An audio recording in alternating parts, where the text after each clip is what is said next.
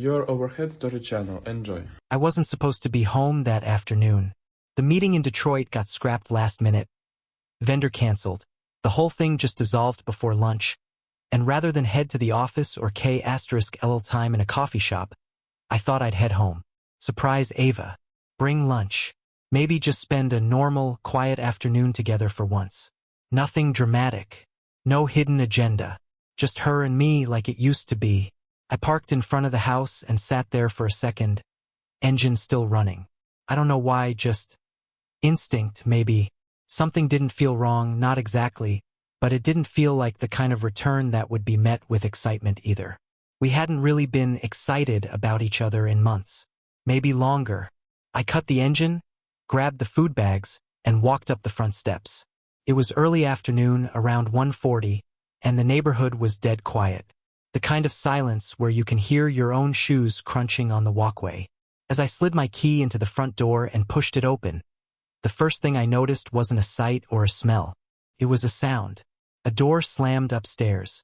Not a gentle close. Not something carried by the wind. A full-on, someone's in a hurry kind of slam. I paused 1 foot over the threshold. Then something caught my eye. There on the hardwood floor near the coat bench lay a men's gym cap. Black, slightly faded, with a Nike swoosh on the front. Definitely not mine. I picked it up slowly, like touching it might make something real that I wasn't ready to admit. I turned it over in my hands. No name, no tag. Just a little fray along the inner seam like it had been worn a lot. Lived in. I called out, "Ava." No answer at first. Then the shuffle of feet. Quick footsteps, not her usual pace. I know the sounds she makes in this house. When she's going to the kitchen for coffee. When she's dragging herself upstairs after a long shift. These weren't those. Then her voice. "Hey, you're home early." Her tone tried to land in that cheerful zone, but it was pitched too high. Forced. I know my wife. I know her cadence. That wasn't it. I set the bag of food on the hallway table and made my way up the stairs. As I reached the landing, she was already there, leaning against the doorframe of our bedroom in her gym clothes. Black leggings, tank top, hair damp like she just showered. "I thought your meeting was all day?" she asked, tapping something on her phone. Her face didn't lift from the screen until a beat too late. "Vendor canceled. I figured I'd bring you lunch and surprise you," I said, watching her eyes. "What were you up to?" She smiled, but it didn't reach her eyes. "Just got back from a run. Took a quick shower. Tom from work dropped by for a few minutes, spreadsheet drama." She laughed a little. "Super thrilling stuff. Tom." She dropped that name like I should know it. Maybe I had heard it before, in passing, but I couldn't attach a face. Or a context. "Didn't hear you pull in," she added. "Guess I had the shower running." I nodded. "Yeah, I figured." I didn't ask anything else. She didn't offer anything else. I let it sit. In the bathroom, the air was still humid. The mirror streaked from steam. But what hit me harder than the fog glass was the smell. Sharp, musky cologne. Not mine. Not even close. I used sandalwood. Clean. Light. This one was deeper. Heavier.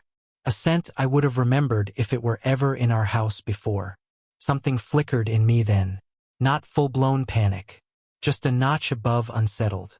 She walked past the bathroom door with a towel around her neck, hair dripping onto her collarbone, acting like nothing was different. I followed her downstairs. She grabbed a bottle of water from the fridge and scrolled through her phone like we were just two people living a normal afternoon. I didn't bring up the cap, or the slam, or the cologne. We ate lunch quietly on the couch. She picked at her salad. I forced my sandwich down in slow bites, nodding when she said something about her team lead being annoying again. Her eyes never really met mine. Later that day, she tossed her gym bag onto the bed while she got dressed for a shift. I noticed the hamper in the corner lid open, barely, the delicate lace of her lingerie peeking out. Except it wasn't the set she'd worn this morning when she left for her run. I know because I folded her laundry yesterday. This was different. Something sheer, darker, fancier. Not something you put on to jog 5 miles and then get caught up helping a coworker with Excel formulas. Still, I said nothing. She left around 5:30 that evening, after a quick kiss on the cheek and a distracted, "Don't wait up, okay? I might be stuck late again if shipment's delayed." I nodded, standing by the door with one hand in my pocket and the other still holding that gym cap I hadn't returned to wherever it came from. The second the front door shut behind her, I sat down on the edge of our bed and stared at the carpet. I wasn't jumping to conclusions. I wasn't. But I couldn't shake the feeling that something had shifted. A hinge had bent. The floorboards creaked in a way I hadn't noticed before. And suddenly, everything ordinary felt rehearsed. That evening, after she left for work, I sat in the living room with the TV on and the volume low. Some rerun of a show we used to watch together was playing, laugh track and all. But I wasn't listening. My mind had slipped into that quiet hum people mistake for calm. It wasn't calm. It was the mind working too hard, too fast, flipping through old files and matching things that didn't seem connected at the time. The gym cap, the cologne, the sudden visitor, and the lingerie that hadn't started the day with her. I kept thinking, maybe it's nothing. Maybe I'm reading too much into this. Maybe she's tired, distracted, stressed. But that word, maybe, it didn't comfort me anymore. It felt like a fence I'd built to stop myself from looking at something I already knew was there. By midnight, I was sitting in the kitchen with a cup of coffee I didn't need, staring out the window at our quiet street. Porch lights flickered on the houses across the way. A cat darted under a parked car. The silence around me pressed in like insulation. I could feel it in my teeth. That's when the other memories started rolling in. All the little things I had ignored over the past few months. Maybe longer. The tennis. That was the first one that jumped out. Ava had picked it up last spring. Said it was good cardio and her coworkers were putting together a league. I remembered her coming home flushed, smiling, sometimes limping from soreness. She'd talk about her doubles partner, but the name always changed. First it was a Jen, then a Kayla, then someone named Harper. Each time I asked, I got a different story, and each time I smiled and nodded like it wasn't strange. Then there was her laptop. The lock screen password changed out of nowhere. No warning, no mention. I noticed it one morning when I tried to pull up a shared file we'd both been using for the community fundraiser. Locked. She said it was a work policy change. I believed her, or I wanted to. Her phone too. Always face down now. On silent. Sometimes it would buzz on the kitchen counter, and she'd rush to it like she was expecting bad news. But she never looked stressed when she read the screen, just distant, like whatever was on it was far more urgent than anything I had to say. I thought about the canceled family trip in May. We'd planned a weekend in Traverse City. A small cabin, just us. She was excited at first. Talked about hiking, fresh air, lake views. Then, 3 days before the trip, she said she couldn't go. Some last-minute conference had popped up. She promised we'd reschedule. We never did. And the solo retreats, those had become more frequent. She'd book a weekend to recharge, she called it. Herbs in places like Saugatuck or Harbor Springs. Once in Grand Rapids. Always booked last minute. Always just one night, sometimes two. I never questioned them. I figured she needed space, especially after a long week. But now I wondered who she was sharing that space with. Even the way she talked to me had changed. The casual and asterisk Macy between us, it had dried up. Conversations that once went late into the night were now transactional. What time are you off? Did you pay the electric? Did you feed Scout? The touches were fewer, and when they came, they felt required. Obligatory kisses before work. Quick hugs at the door. Nothing lingered. Nothing said, "I still love being next to you." She used to ask about my day, really ask. I'd get home and she'd meet me in the kitchen with a glass of wine and that look that said she was all ears. Lately, when I told her something, she barely blinked. Sometimes she'd respond with a distracted, "That's crazy," or "Wow." But her eyes would be on her phone, her laptop, anything but me. There was also the way her schedule shifted. Subtly at first. Longer shifts at the clinic. Then overnight ones she hadn't taken in years. Some were legit, I'm sure. But others, there were holes in the explanations. Times that didn't line up. Things she'd forget she'd told me. Her calendar used to be shared with mine. We synced it years ago when we both had busy jobs. Lately, hers was suddenly disconnected. She said she moved everything to her work account. I never asked why. I figured it was for privacy. Maybe that was true. Maybe it wasn't. Even the house felt different lately. She used to play music when she cleaned, indie playlists, acoustic covers. Now it was always quiet when I came home. The lights off in rooms that used to glow. Her scent, that warm vanilla body lotion, seemed absent too, replaced by something else I couldn't name. It's a funny thing, how you can sleep beside someone for years and still miss the signs that they're already leaving you. I thought back to a time just 2 years ago when she'd curled up next to me and whispered that she felt safest when I held her. That memory didn't hurt yet. Confused me. How do you go from that to whatever this is? I pulled out my phone and scrolled back through our messages. The early ones, even just a year ago, were full of little I love yous, emojis, random updates about her day. Now it was mostly logistics. Pick up milk. Running late. Don't wait up. When had that change happened? And how had I missed it? There were photos too, old ones from our trip to Asheville, from Christmas mornings, from birthdays. Her smile was different in those.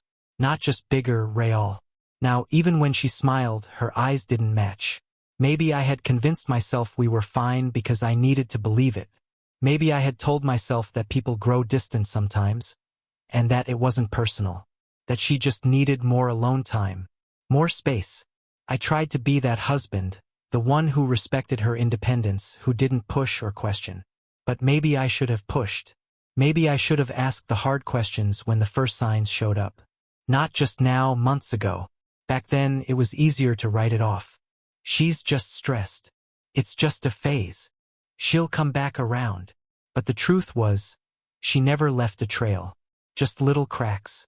And now that I saw them all lined up, it felt like I was looking at a broken mirror. Not one big shatter, but 1,000 fractures all radiating from the same center. Me. I thought about the way she kissed me goodbye this morning. Soft, distracted, already halfway out the door, like she was kissing a routine, not a person. And I realized I had been holding on to a version of her that didn't exist anymore. Or maybe one that had only ever existed in my head. I looked at the gym cap again, still sitting on the hallway table where I'd left it. Unclaimed, out of place. And suddenly, it didn't feel like the beginning of something. It felt like the middle of something I should have seen a long time ago. That night, I couldn't sleep. I lay in bed for hours, staring at the ceiling fan spinning overhead, listening to the occasional creak of the house and the hum of passing cars outside. Ava still wasn't home. Said her shift would run late. Said not to wait up.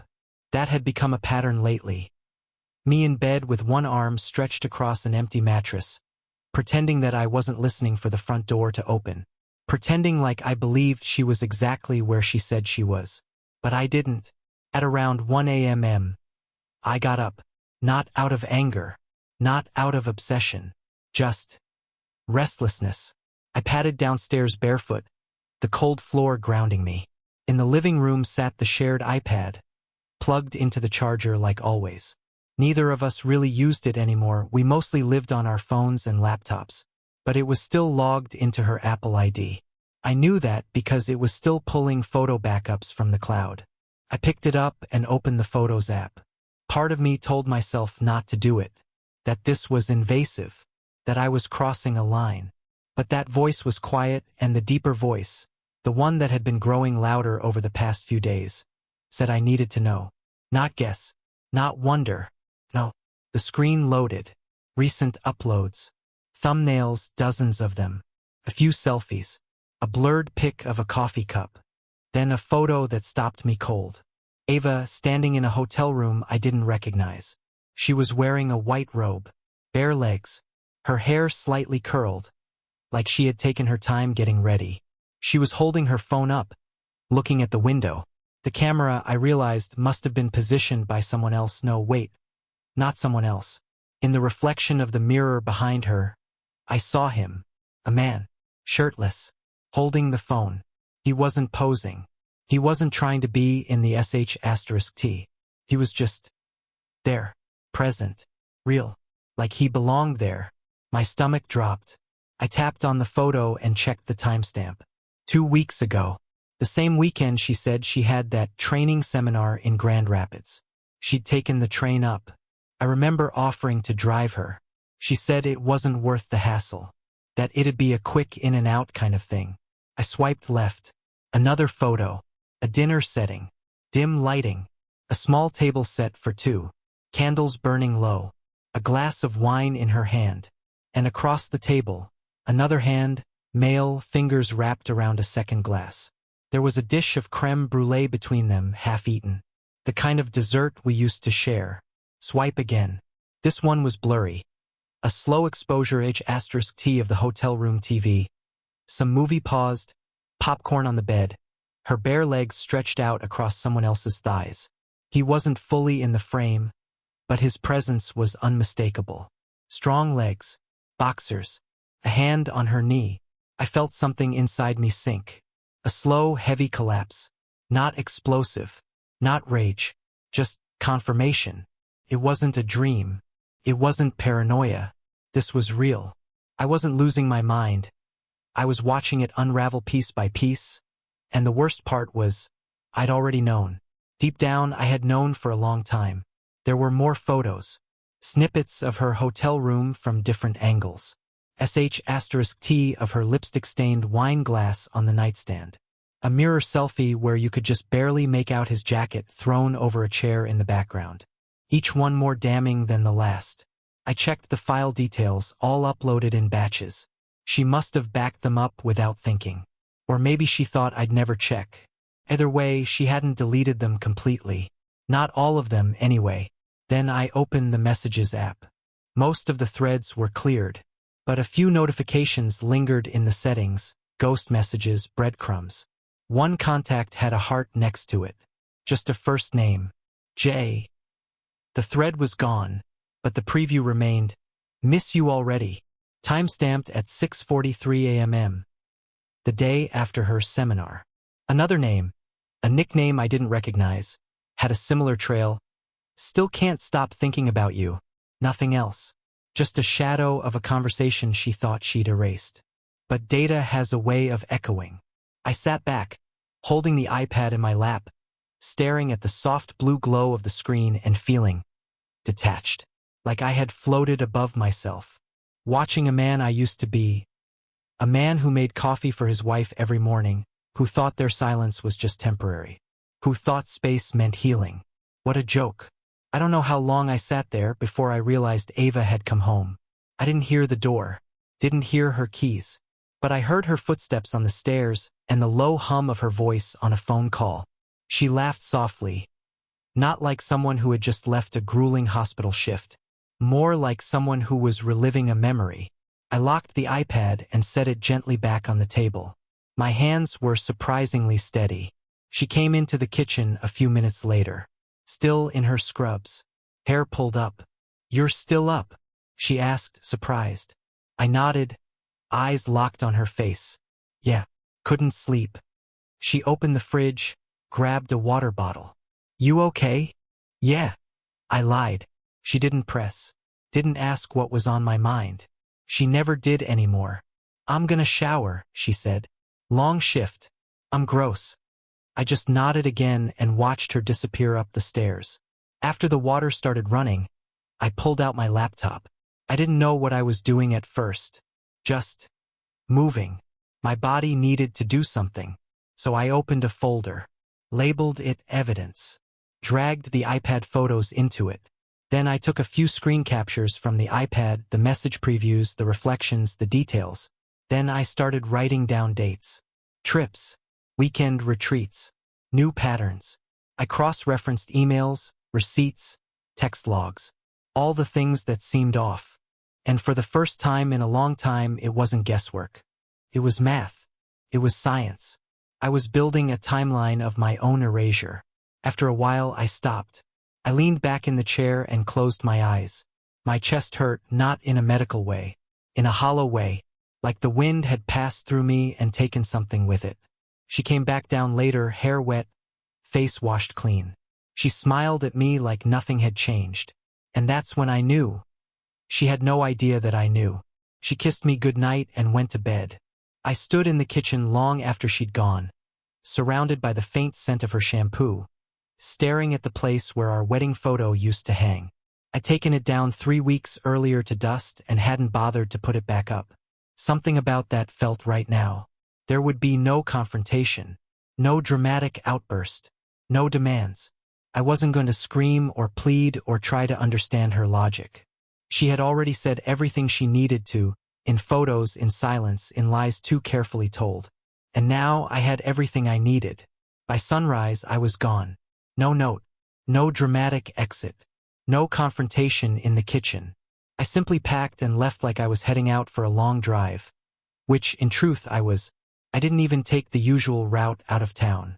I turned the opposite direction, toward the open stretch of I-90 that winds through Wisconsin and drops you quietly into a new state, a new story. There was no impulse behind it. I wasn't spiraling. I wasn't chasing some dramatic vanishing act. I had planned this, not overnight, but over the course of several long, sleepless days, each one adding weight to the decision until the only thing left was to execute. I had contingencies. I always did. Ava once teased me for being paranoid organized, said I planned too much. But now, those instincts had become a kind of armor. Beaumont Ridge Holdings, that was the name on the deed to our house. Most people never noticed it. It sounded like a boring trust. It was, but it was also mine. I had created it 3 years ago, during a conversation with a friend who had survived a messy divorce and warned me to always own your home in a name no one can scream at in court. I took that advice. Quietly. No drama. No secrets. Just protection. The holding company meant the house wasn't really hers. Not legally. Not if it came to that. Then there was Jason's fund. Ava's son, from her first marriage. I loved that kid like my own. Still do, though I don't know what that means anymore. I'd opened the college account under my name with joint access, which, in hindsight, had turned into solo access when she stopped bothering with the logins last year. At the time, I thought nothing of it. Now, it was a thread I could pull. That morning, I stopped at a diner off Route 12 and parked myself in a booth near the window. I ordered black coffee and used the free Wi-Fi. From there, I initiated every lockout I had prepared for but never wanted to use. First, I froze the tuition account. Jason wouldn't be cut off yet, but any pending applications for housing, financial verification, they'd be put on hold until further notice. I didn't do it out of malice. I did it because the money I set aside was now being used to shield a life I was no longer a part of. That had to stop. Second, I contacted the family's insurance provider, medical, dental, property. I notified them of a change in status. I was separating my policies. That meant no more shared medical coverage, no more dual auto renewals. I left Jason's name off intentionally, not out of cruelty, out of clarity. He wasn't my legal dependent. Not anymore. I hated doing it, hated even typing it. But love couldn't keep subsidizing betrayal. Third, I scheduled a courier, a single manila packet, to be delivered by registered mail to Ava's workplace. The contents: a notarized separation of residence form, removal of her authorized access to my personal accounts, and a formal notice of intent to dissolve all jointly held financial assets. No drama, just facts, filed in triplicate. I didn't tell her I was leaving. She would know soon enough. After the paperwork, I made a few calls. A storage facility outside Madison. Private mailbox. A short-term rental I had secured through a friend from college. Technically, it wasn't in my name, just something held in reserve. It had a kitchenette, a folding bed, and terrible water pressure, but it was clean, empty, and mine. I drove there without music, just the road and the steady drone of my thoughts. I wasn't angry anymore. That part had come and gone. What was left was execution, precision, distance. When I arrived, I unpacked the essentials. Laptop, clothes, a few notebooks, the iPad which I had wiped clean of her login. I left behind all the sentimental things. Our anniversary gifts, photos, the bottle of wine we'd been saving for something special. I didn't want souvenirs. I pulled out a journal and started writing everything down. Not just the logistics, The emotional stuff too. Not for her. For me. I needed to record what it felt like to stop caring out loud. To pull the plug without slamming the door. By nightfall, I had received a delivery confirmation on the registered packet. Ava had signed for it herself. I imagined the look on her face as she flipped through the pages. Not panic. Maybe not even sadness. Just confusion. Surprise. Because the one thing she never expected me to do was leave before she could explain. But I didn't want explanations anymore. I didn't want the rewrites, the excuses, the version of the story where she says it didn't mean anything. If it didn't mean anything, it wouldn't have needed this much effort to hide. If it didn't mean anything, I wouldn't have vanished like a ghost, 3 steps ahead of her lies. She called once. Just once. I didn't answer. Then she texted. Not with a question. Just a simple, jarring message. Where are you? I stared at it for a full minute. Then I turned the phone off. The next day, I filed the temporary address change with the DMV. I notified my HR department of a personal transition. Took a 2-week leave. Told them I had to take care of a family matter. Technically, that was still true. In the evenings, I walked around the neighborhood. The streets in Madison were different from home. Quieter, more honest. I found a small coffee shop where the barista didn't ask questions and a park bench that faced the lake. I spent hours there, watching the wind skim across the water. I didn't cry. I thought I might, but I didn't. On the 3rd night, I received an email from Jason's school. Something about missing paperwork. Delayed financial processing. A counselor had flagged it. The message was forwarded to Ava. She would have learned then that the money wasn't there. That the sponsorship had paused. That things were changing. Fast. I felt sick. Not because I wanted to punish Jason, I didn't. But because I knew how much he'd rely on that support. How much I'd promised him things I couldn't deliver anymore. I didn't blame him. But I couldn't be the fallback. Not now. That evening I wrote Ava one final message. Not to send, just to write. Ava, I saw the photos. The ones you didn't delete. I saw the reflection in the mirror. I saw the wine glass, the hotel suite, the words you sent him, the words you never sent me. I don't need explanations. I don't want apologies. I've left because I finally understand the only way out of a lie is through absence. I didn't scream. I didn't destroy. I disappeared. Not to escape, but to preserve what little of myself I have left. You don't need to find me. You already lost me. I closed the laptop, folded the note into a drawer, and went to bed. The silence wasn't comforting, but it was honest. And for the first time in months, I slept straight through the night. For days later, it began. The first wave came with a ping to Ava's inbox. A message from Jason's university. A warning. Tuition payment unsuccessful. Please update billing information to avoid schedule cancellation. I know this because the bursar's office CC'd both listed guardians by default. I read it. She read it. That was the beginning of the unraveling. She must have called me after. Probably panicked. But I had blocked her number.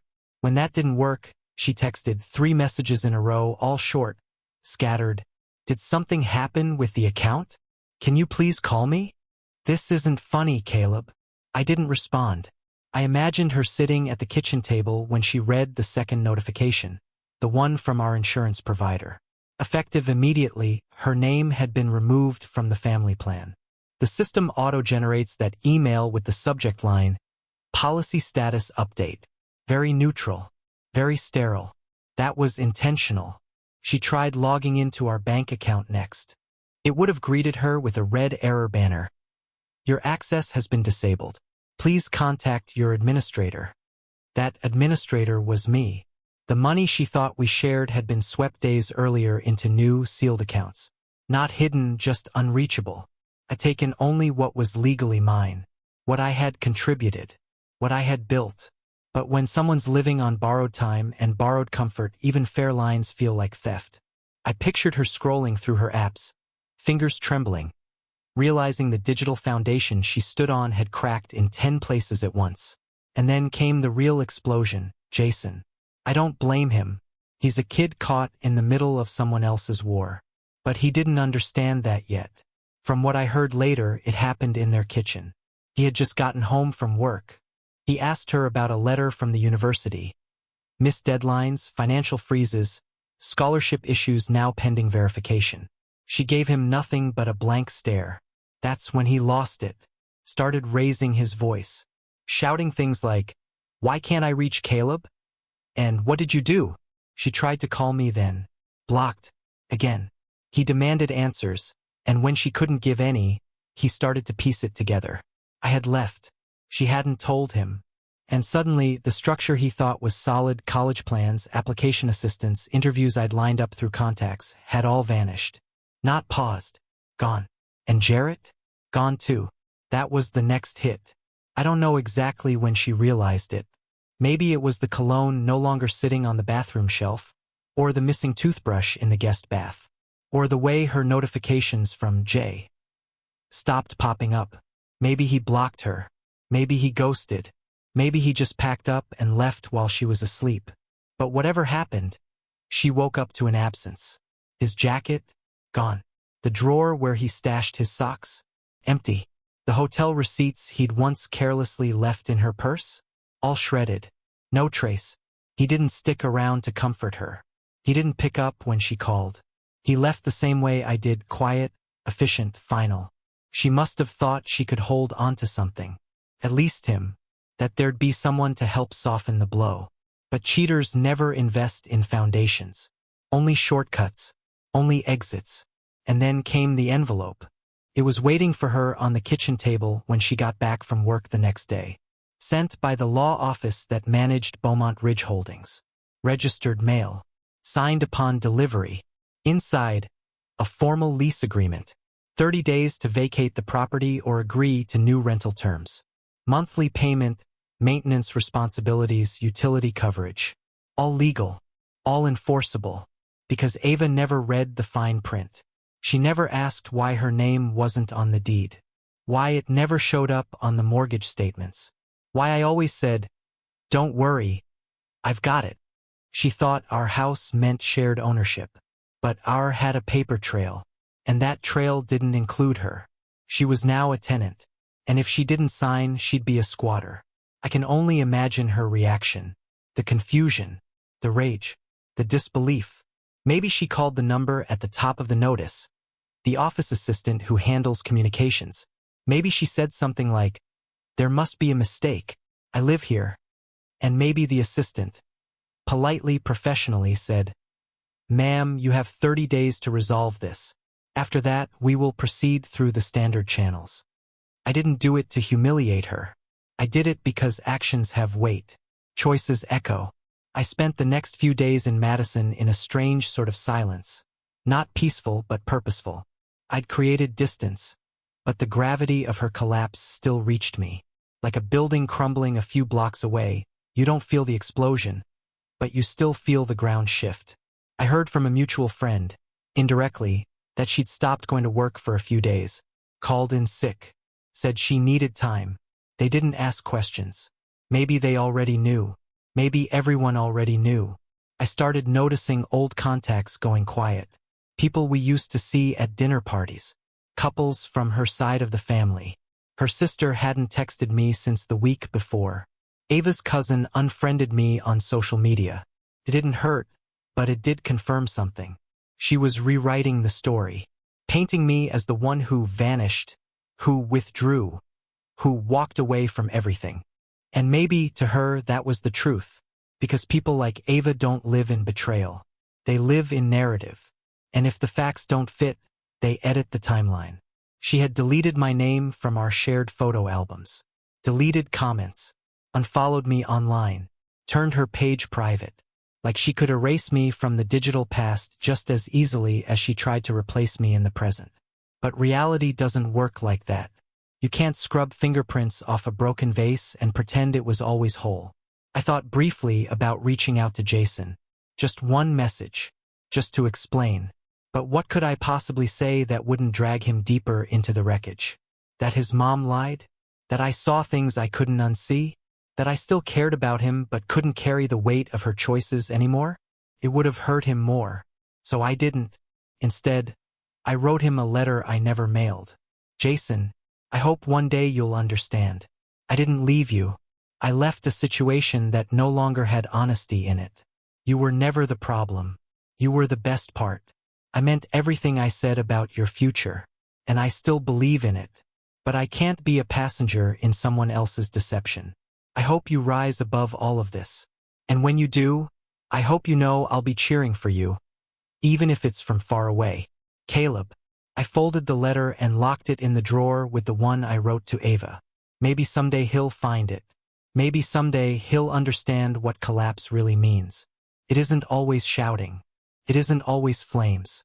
Sometimes it's just silence, and an empty house, and a woman holding a lease she never expected.